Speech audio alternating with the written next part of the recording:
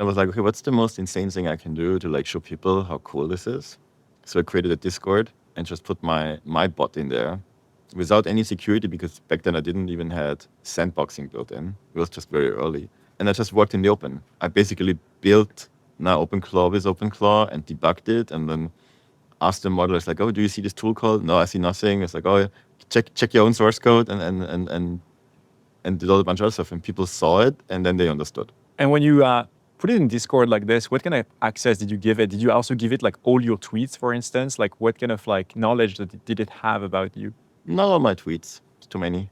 But a lot of my memory stuff, yeah. So I have like one canary, my soul.md, that kind of defines what are my values, how do I want the model to work, to operate, to think, what's important to me. That's secret. Yeah. And people really wanted that. And random people came in and tried to like prompt inject it and pasted like huge blocks of code. And the model was like, I'm not reading this. So it was basically mocking them. But I was still not very confident, right? So the first night was like, got me a whole lot of interest. And then I turned it off, went to bed, slept like 10 hours, woke up. There was like 800 messages on Discord. My agent was replying to every single one.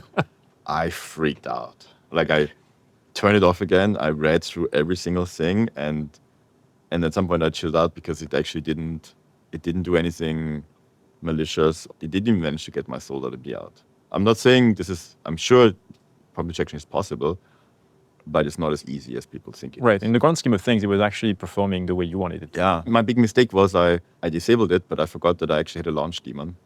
What's the main thing a launch daemon does? If the thing crashes or is killed, it restarts it. Yeah. Because you want a reliable service. And like Apple built this to be a reliable service. And I just didn't think about it. So I killed it and it restarted within 5 seconds while I went to sleep. Now I know better.